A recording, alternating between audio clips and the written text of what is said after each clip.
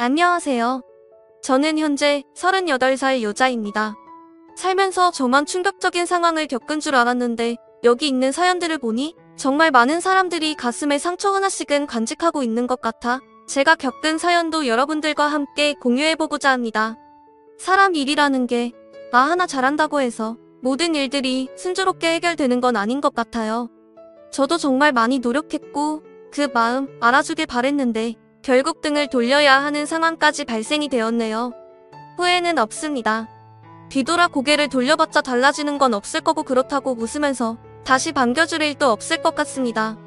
사건의 시작은 남편과 제가 결혼을 하고 1년쯤 지났을 때부터 시작이 되었어요. 그전에는 크게 간섭하는 문제는 없었어요. 아무래도 이제 막 결혼했기 때문에 그런 것 같았습니다. 너 우리 집안이 어떤 집안인지 잘 알고 있지. 3대 득자 집안이다. 내가 이 말을 하는 이유가 뭐겠지. 이제 결혼한 지 1년 정도 되었고 실실 준비해야 할 것 같아서 내가 너 이렇게 부른 거다. 나도 한 번에 딱 끝냈어. 너도 그럴 거라고 나는 믿고 있으마. 내가 널 선택한 이유가 뭔지 알아. 일단 골반 넓고 딱 봐도 아들 잘 낳을 것 같아서 우리 아들이 결혼하겠다고 데려왔을 때 허락하게 된 거지. 나 때문에 떨어져 나간 여자가 한두 명이 아니야. 내 말 무슨 뜻인지 알지? 사람 일이라는 게 정한 대로 되면 얼마나 좋겠니? 하지만 그렇게 되지 않는다면 어떻게 해야 되겠어? 만들어가야 되겠지. 내가 만약 첫째가 딸이라면 나는 그냥 너를 내칠 거고 다른 며느리 드릴 거다. 그렇게 해서라도 나는 무조건 아들 만들 거니까 우리 집안에서 살아남으려면 무조건 아들 낳거라. 알겠지? 어머님 그건 너무 억지잖아요. 어떻게 그렇게 매몰치하게 내칠 수가 있어요? 단 한 번도 저에게 이런 말 한 적 없으시다가 결혼하고 나서 이런 조건을 말씀하시는 건 정말 아닌 것 같아요. 저에게는 선택권이라는 게 전혀 없는 거잖아요. 딸 낳으면 그냥 내친다는 게 말이 된다고 생각하세요? 차라리 이럴 거면 임신하기 전에 이혼하는 게 좋겠네요. 엄마 지금 그게 무슨 말이에요? 제가 그런 말 하지 말라고 그랬죠. 진짜 인연 끊고 싶어서 그런 거예요. 자기야 가자 이런 말 들을 필요 없어? 딸이건 아들이건 뭔 상관이야. 서로 좋으면 그만인 거지. 남편이 저를 일으켜 세우고 밖으로 끌고 가고 있는데 어머님은 그 모습을 가만히 지켜보고 계셨어요. 어머님의 마음도 이해 못하는 건 아니지만 그렇다고 딸 낳으면 내친다는 건 너무하다고 생각했습니다. 남편은 자기 엄마의 행동 때문에 화가 많이 올라와 있는 상태였고 저한테 미안하다며 괜히 낳았다고 기분 상해하고 있었어요. 자기 엄마의 행동들이 너무 싫다 고 짜증을 내고 있는 데는 다 이유가 있었어요. 그동안 만나왔던 여자들 모두 어머님의 행동 때문에 뒤도 안 돌아보고 도망쳐 나왔기 때문이죠. 결혼하기 전에 어떻게든 남편과 헤어지게 만들었습니다. 어머님이 처음에 딱 봤을 때 모든 게 마음에 들어야 했었는데 집안 내력도 상당히 중요하게 보는 것 같았어요. 자기가 정한 기준에 들어와야 결혼을 하게 되었던 거고 제가 어머님이 생각한 기준에 모든 걸 만족하진 않았지만 그래도 많은 부분들이 기준에 도달한 것 같았습니다. 아빠는 사업을 하셨고 저는 은행 직원이었어요. 시댁보다 재산은 많진 않지만 저희도 여유 있게 살 정도는 되거든요. 그렇게 1년이 지난 시점에 어머님의 돌발 제안에 고민이 상당히 많아진 저는 어떻게 하면 이 상황을 잘 헤쳐나갈 수 있을지 고민하고 있었고 남편은 신경 쓰지 말라며 제 기분 풀어주려고 분위기 좋은 곳으로 데려갔어요. 그렇게 한참 동안 바깥바람을 쐬고 집으로 돌아왔고 어머님을 혼자 남겨두고 자리에서 일어난 게 계속해서 신경에 거슬렸습니다. 하지만 며칠 동안 어머님은 단 한 번도 전화나 연락을 주신 적이 없었어요. 제가 먼저 연락을 드려야 하는 게 맞는데 용기가 나지 않았습니다. 괜히 쓴소리 듣게 될까봐 꺼려지게 되더라고요. 남편은 매일 자기가 알아서 한다며 신경 쓰지 말라고 했지만 그게 잘 되나요? 서로 좋게 해야 오랜 기간 감정 상하지 않을 수 있잖아요. 그래서 저희보다 어른이시고 자리에서 먼저 일어나 가버린 건 아무래도 아닌 것 같아 기분 좀 풀어드릴 만한 선물이 있는지 백화점에서 물건을 보고 있는데 어딘가에서 어머님의 목소리가 들려왔고 주위를 돌아보던 도중 반대편에서 어머님을 발견하게 되면서 이참에 옷 하나 사드려야겠다 생각하며 가까이 다가가는데 지인분들과 서로 대화하는 내용을 듣는 순간 너무나 큰 충격에 두근거리는 가슴 부여잡고 백화점을 급하게 빠져나왔습니다. 정말 그런 일이 있었다고 그럴 때 며느리가 지혜롭게 대처했어야지 그걸 또 따라가면 아들이랑 인연을 끊게 만들겠다는 행동으로 밖에 안 보이잖아. 나 같으면 머리치 잡고 흔들어 버렸을 거야. 어른이 일어나지도 않았는데 결혼한 지 1년밖에 안 된 며느리가 먼저 일어나? 너 성격 많이 죽었다. 옛날 같았으면 그런 모습에 엄청 난리쳤을 텐데. 우리 아들이 사랑한다잖아. 아들만 낳아준다면 그 정도 개념 없는 행동에 있어도 넘어갈 수 있지. 딱 봐도 몸이 아들 낳을 몸이야. 내가 촉이 좋잖아. 생긴 건 나보다 못하지만 그래도 봐줄만해. 엉덩이도 펑펑 마지막 한 게 아들 낳을 체형이더라고. 그런데 만약 딸이라는 말 듣는 순간 그냥 바로 내칠 거야. 우리 집안들 끊기게 할 순 없잖아. 필요가 없는 존재는 바로 폐기 처분해야 하는 게 맞는 거야. 그래서 임신할 때까지 그냥 두고 보고 있게. 그때 이후로 단 한 번도 전화 안 한 거 알아. 모른 척하고 넘어가는 게 아니라 하나하나 감정을 쌓아놓고 있는 거야. 그래야 나중에 폭발시켰을 때 제대로 된 감정이 올라올 수 있지. 내 성격 다들 알지. 딸만 낳아봐. 가만두지 않을 테니까. 어머님의 말에 엄청난 소름이 돋았습니다. 제가 생각했던 거와 다르게 무서운 사람이라는 걸 알게 되었고 앞으로 살아가면서 무난한 결혼 생활을 꿈꾸기란 어려울 거라 생각했어요. 차를 타고 백화점에서 빠져나와 한쪽에 차를 세우고 빠르게 뛰는 심장을 진정시키려 노력했지만 어머님의 목소리와 차갑게 변해 있는 얼굴은 저에게 엄청난 공포를 심어주었습니다. 제가 아무리 노력하고 잘한다고 한들 아들 낳지 못하면 아무 소용없다는 걸 알게 되었고 눈에 뻔히 보이는 결과에 결혼 생활을 어떻게 만들어 나가야 할지 앞이 막막했어요. 그때부터 제 머릿속에는 온통 이혼을 해야 하나 말아야 하나 걱정뿐이었고 두려움이 너무나도 커지게 되었습니다. 평소에도 눈치가 상당히 빨랐던 남편은 제 표정을 보자마자 눈치채고 무슨 말 못할 고민이 있냐, 너 괜찮으니? 자기한테 모두 털어놓으라고 얘기했지만 사랑하고 있는 사람에게 이혼 얘기를 꺼내기가 너무 힘이 들었어요. 결국 별일 아니라고 말은 했지만 제 감정이 쉽게 가라앉진 않았습니다. 그런데 다음날 어머님께 전화가 올려왔고 받아야 할지 말아야 할지 고민하다가 결국 받게 되었습니다. 그리고 수화계에서 들린 말은 아기 소식은 아직 없냐고, 어떻게 지내고 있는지 궁금해서 전화했다며 최대한 빨리 임신 소식을 듣고 싶다는 말이었습니다. 어색한 웃음으로 계획하고 있으니 걱정 말라고 얘기하자 그 다음 용건은 없으셨는지 바로 전화를 끊으셨고 이런 고민들에 대해서 엄마에게 전부 털어놓게 되었어요. 제가 행복하게 결혼 생활했으면 하는 바람으로 떠나보내셨는데 엄마에게 이런 말들을 해야 한다는 게 너무 가슴이 아팠어요. 한평생 저를 위해 삶을 희생해 오신 분이셨는데 시댁 집안과의 문제로 행복해하지 않는 목소리가 걱정이 많이 되셨는지 주말에 한번 올라오겠다며 오래간만에 사위 얼굴도 보고 싶다고 시간을 계획하셨고 때마침 남편과 저는 아무런 약속도 없어서 주말에 약속을 잡게 되었습니다. 그런데 목요일 저녁 아빠에게 전화 한 통이 왔어요. 바쁘게 은행 일을 하고 있는 시간이었기 때문에 받지 못했고 그날따라 손님이 많아서 여유가 없었습니다. 몇 시간이 지나 화장실 갈 수 있는 시간이 생겨 잠시 화장실에 다녀오면서 핸드폰을 봤는데 전화는 아빠에게 수십 통이나 와 있었고 남편에게도 수십 통의 전화와 문자가 찍혀 있었습니다. 무슨 일이 벌어진 것 같아 불안한 마음에 핸드폰을 열어 확인하는 순간 저는 그 자리에서 털썩 주저앉고 말았어요. 엄마가 췌장암 사기 판정을 받으셨고 벌써 다른 부위에도 전이 되어 있는 상태라 얼마 버티지 못한다며 처방해줄 수 있는 건 진통제뿐이라는 충격적인 문자를 보게 되었습니다. 아빠한테 전화를 걸었지만 받지 않아 남편에게 전화를 하니 병원 위치를 알려줬고 남편은 벌써 병원에 도착해 있었네요. 저는 은행에 제 상황을 전달한 뒤 급하게 병원으로 향했어요. 도착해서 의사와 만나봤지만 항암 치료는 무의미하다는 걸 알게 되었고 마음의 준비를 해야 한다며 처방해준 약으로 어느 정도 기간을 늘릴 수는 있지만 그 기간조차 짧기 때문에 지금부터 정리를 해나가야 한다는 믿을 수 없는 말을 듣게 되었습니다.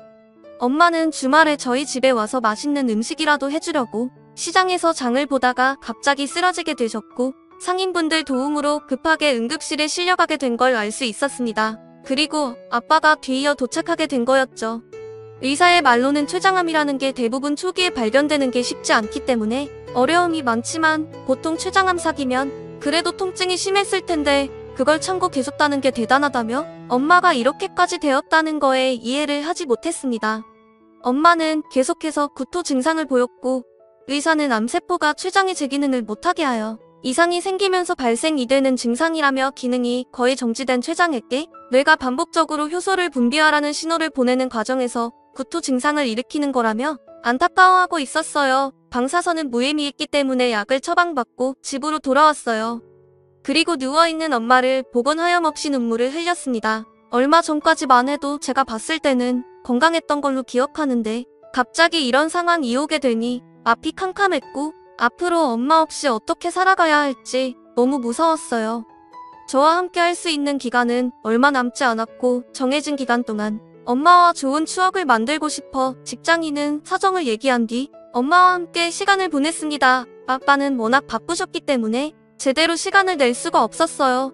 상황이라는 게 마음처럼 되지 않잖아요. 아빠도 엄마 곁에 있어주고 싶어 했지만 아빠 손에 달려있는 직원들과 거래처 사람들이 많기 때문에 개인적인 시간을 쓸 수 없었습니다. 제가 엄마 옆에 있어서 그나마 안심을 한 것 같았어요.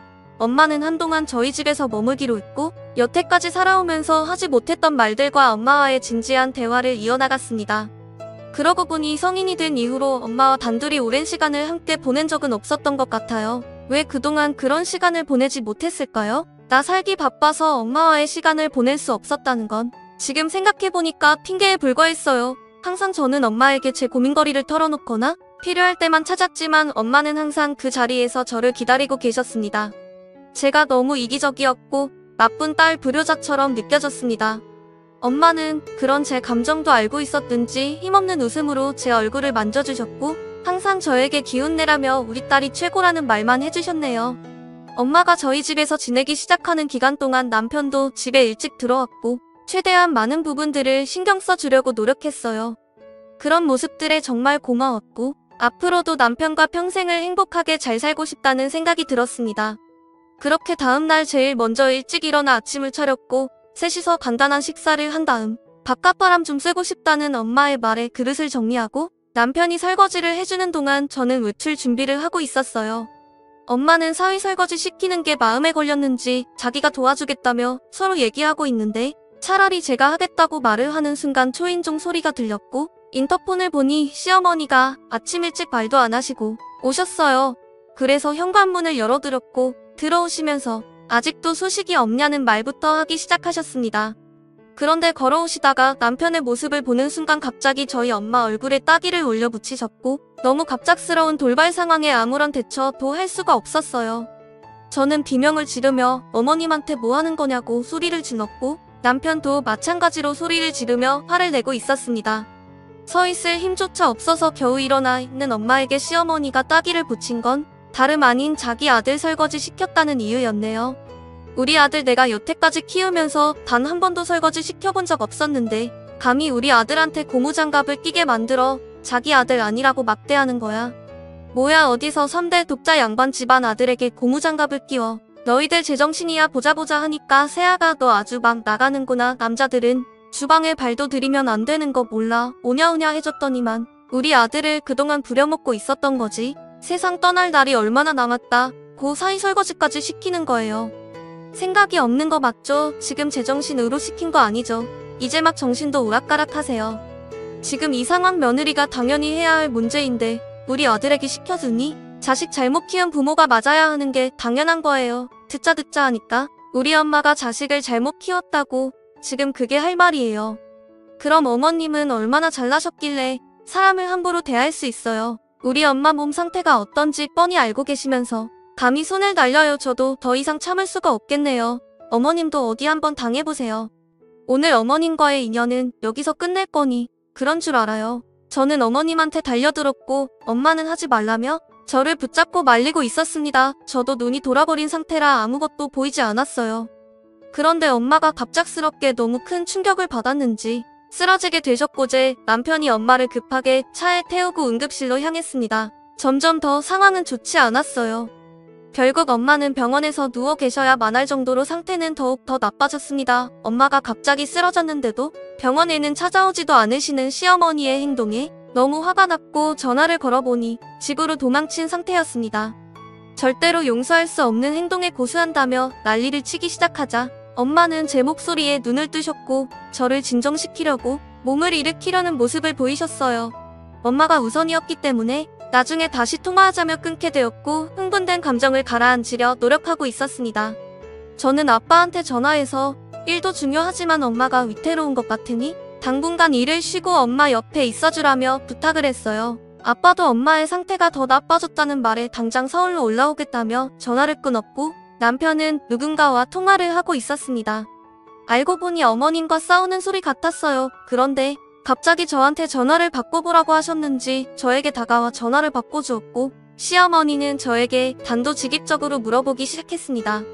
너 임신이 안 된다며 몇 번 시도했는데도 아직도 소식이 없는 거야. 너 설마 불임은 아니지 산부인과에서 검사해봤니? 네, 갑자기 그게 무슨 말이에요. 저 불임 아니에요. 그리고 지금 이 상황에 임신 계획을 할 수 없잖아요.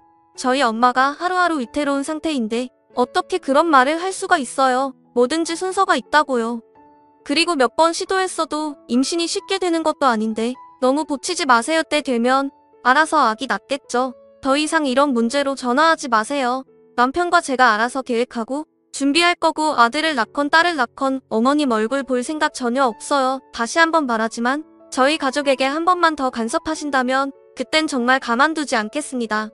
남편은 저에게 미안하다며 고개를 떨구고 있었고 그런 모습을 보고 있으니 남편 입장에서도 정말 힘들 것 같아 한숨만 나오고 있었어요.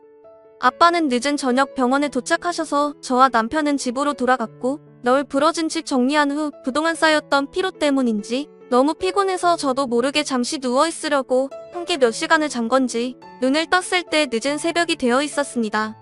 그래도 자고 일어나니 정신적으로 맑아졌고 마음도 어느 정도 진정이 된 상태였어요. 그런데 남편이 옆에 없길래 불러봤지만 아무런 대답도 없어 거실로 나왔는데 베란다에서 누군가와 통화를 하고 있었고 꽤 심각한 얼굴 표정을 하고 있었습니다. 무슨 대화를 하고 있는 건지 잘 들리지 않아 새벽에 통화하는 게 수상해 보여 커튼 뒤로 조심히 숨었고 듣게 된 내용은 정말 충격적이었고 온몸이 부들부들 떨리기 시작했습니다. 엄마 왜 이렇게 상황을 어렵게 만들어요? 제발 시간을 좀 두고 기다려보자고요. 저도 노력하고 있는데 잘 안 되는 걸 어떡해요? 임신이 쉬운 건 아니잖아요. 산부인과에서도 건강하다고 했어요. 틈나는 대로 시도는 해볼게요. 아들이 아니면 그때 이혼하면 되죠. 제가 언제 엄마 말 안 들은 적 있어요. 저도 뇌 끊기는 거 싫은 거 잘 알잖아요. 이혼 안 하겠다고 해도 소송 걸고 이자료 좀 지어주면 되니까 걱정하지 말라고요. 우리가 돈도 없는 것도 아니고 돈이면 다 되는 거 몰라요. 이번엔 호텔에서 바로 만나라고요. 에이 그럼 일단 만나자고 해봐요. 얼굴 한번 보게요. 내일 모레 시간 괜찮아요. 야근이라고 하면 되죠. 어차피 지금 정신없어서 의심조차 못해요. 걔가 만약에 아들 임신하게 되면 그때 이혼해도 늦지 않으니까 그때 결정하자고요. 제발. 믿을 수 없었습니다. 남편의 대화 내용이 저에게 엄청난 충격을 줄 거라고는 정말 생각도 하지 못했어요. 그런데 남편은 이중적인 얼굴로 다른 상황을 계획하고 있었고 제가 만약 딸을 낳게 되면 이혼까지 하게 될 거라는 걸 어머님과 벌써 말이 오고 간 상태였습니다.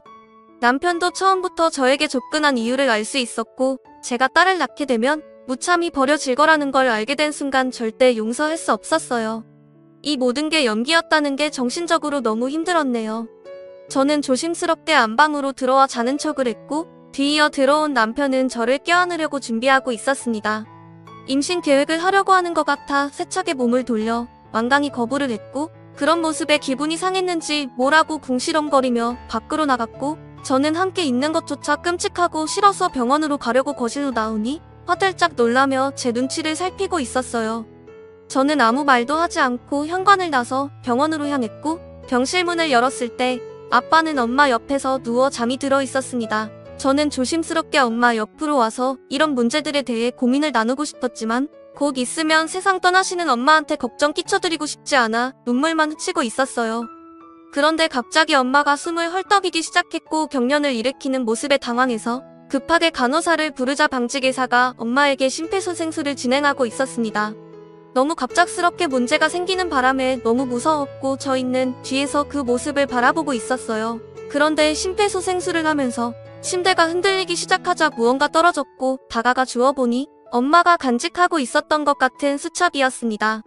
저는 수첩을 품에 안으며 마지막 한마디라도 엄마와 대화를 해보고 싶어 깨어나길 바랐지만 작별 인사하지 못하고 엄마는 세상을 떠나고 말았어요. 엄마를 품에 껴안고 제발 떠나지 말아달라고 애원했지만 엄마는 눈을 감은 채 아무 말도 하지 않았습니다. 그렇게 장례가 진행이 되었고 엄마의 영정사진을 보며 새벽에도 자리를 지키고 있었습니다.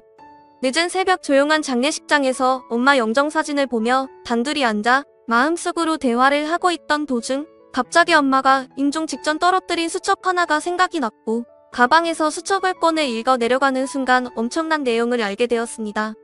아빠가 시어머니와 함께 통화를 하고 있었고 그 내용을 전부 듣고 있던 엄마는 아빠가 없는 틈을 타 수첩에 제가 이 모든 상황을 알 수 있게 내용을 적어 내려갔던 거였어요. 도저히 믿을 수 없었고 돈이 자식까지 버린다는 걸 알 수 있었습니다. 시모는 아빠에게 꽤 많은 돈을 지불한 상태였어요. 알고 보니 아빠 사업이 조금 힘들어진 상태였고 금전적으로 필요했는데 때마침 시어머니한테 전화가 왔던 거였죠. 그리고 시어머니는 아빠에게 남편이 다른 여자들을 만나고 있는데 이런 상황에서 남편이 만나고 있는 여자들 중 아들을 가지게 되는 경우가 생기면 그때 조용히 떠나라는 말이었고 아빠는 알겠다며 돈을 받은 상태였습니다. 대부분의 아빠라면 자기 딸이 이런 취급을 받고 있는 상황에서 노벌대발해야 하는 게 맞는 건데 돈이 뭐길래 자기가 다른 여자들을 만나는 걸 흔쾌히 허락했다는 자체가 너무 소름이 돋았어요. 제 손은 부들부들 떨렸고 아빠와 남편 시모 모두가 한통속이었다는 거와 제 편은 아무도 없었다는 게 정신적으로 너무 힘이 들었습니다. 도저히 용서할 수 없는 상황이었고 엄마는 그런 통화 내용을 옆에서 들으면서 얼마나 가슴이 아팠을까요? 제가 이런 상황을 잘 헤쳐나갈 수 있도록 기록해둔 내용에 너무 고마웠고 화장실에 다녀온 아빠가 엄마 영정사진을 보며 오열하고 있는 가식적인 모습에 저는 더 이상 참을 수 없었습니다. 당신이 내 아빠는 맞긴 한 거야. 어떻게 나한테 이런 일들을 숨길 수 있는 거예요. 나보다 돈이 우선인 거예요. 내가 임신이 안 돼서 돈줄이 끊길까봐 그렇게 걱정이 됐어요. 딸이면 내 처지니까 돈을 먼저 받은 거냐고요. 내가 아들인지 딸인지 아직 모르는 상황에서 어떻게 사위가 다른 여자 만나는 걸 동의할 수가 있어요. 그게 아빠가 할 짓이야. 그게 무슨 말인지 모르겠네. 아빠는 절대 그런 말 한 적 없는데 너가 무슨 착각을 하고 있는 것 같다. 어떻게 엄마가 쳐다보고 있는데 표정은 안 바뀌고 지금 거짓말을 할 수가 있는 거야. 영정사진에 있는 엄마 안 보여요. 이거 봐봐. 어머님이랑 통화할 때 엄마가 전부 기록해둔 내용이야. 수첩에 전부 적어놨다고요. 그렇잖아도 남편도 똑같은 말을 하고 있었지. 아주 셋 다 짜고 치며 임신 안 된다고 다른 방법을 생각하고 있었다니 정말 소름 끼치네요. 아빠와의 인연도 오늘부로 끝낼 거니까 그런 줄 알아요. 결국 아빠는 모든 사실이 들통나자 저에게 미안하다며 돈이 급했다고 자신의 사정을 얘기하고 있었습니다. 하지만 자기 사위가 다른 여자들을 만나는 부분에 대해서 허용을 했고 알고 보니 다른 여자들이 아들을 낳을 시 물러나겠다는 각서까지 작성한 상태였어요. 그리고 벌써 시어머니한테 많은 돈을 받은 상황이었습니다. 아침이 밝고 남편은 시어머니와 함께 장례식장을 찾았고 저는 남편의 얼굴에 따귀를 올려붙이고 이혼하자며 시어머니와 함께 대화했던 내용을 전부 말했습니다. 남편은 아무 말도 하지 않았고 시어머니는 그럴 수도 있는 거라며 시키는 대로 빨리빨리 하지 않은 제 잘못이라고 저를 탓하고 있었어요. 저는 시어머니와 남편을 상대로 이혼 소송을 제기했고 남편과 시어머니는 더 웃긴 게 별 문제 없다는 듯 이혼을 해주었습니다. 저 말고도 다른 여자 많다며 그제서야 남편은 본색을 드러내었고 결국 모든 상황은 끝이 나고 말았어요. 아빠는 저에게 씻지 못할 아픔을 남겨둔 점에 대해 죄책감에 시달리기 시작했고 자꾸 엄마가 자기 앞에 나타난다며 괴로워하고 있었습니다. 매일같이 술에 의지한 채 살아갔었고 결국 술의 인생이 마무리되는 결과까지 가지고 오게 되었네요. 하늘에 있는 엄마가 모두를 용서할 수 없었는지 남편은 저와 이혼을 하고 다른 가족들과 상견례를 하려고 가는 도중 속도를 줄이지 않고 신호위반하던 덤프트럭과 부딪히게 되면서 남편과 시어머니 둘 다 중태에 빠진 사실을 뒤늦게 알게 되었어요. 믿을 수 없는 상황들이 발생이 되었지만 자신들의 잘못된 행동에 대해 벌을 받은 것 같네요. 아들이 그렇게 중요한가요? 3대 독자라 뒤가 끊기면 안 된다지만 본처가 앞에 있는데 다른 여자들을 만나고 다니는 걸 허용한다는 게 너무 어이가 없고 화가 납니다. 그렇게까지 해서 대를 이어야 한다는 것도 이해되지 않고요. 그동안 임신하려고 몇 번 계획을 했었는데 임신이 되지 않았다는 건 정말 하늘이 도운 것 같아요. 결국 부모님을 모두 잃게 되었지만 지금 현재 저는 잘 살고 있습니다. 아픈 마음 여러분들이 위로해준다면 앞으로 더 잘 살아갈 수 있을 힘이 될 것 같네요. 제 사연 들어주신 분들 오늘 하루 행복하시고 마무리 잘 하시길 바랍니다. 감사합니다.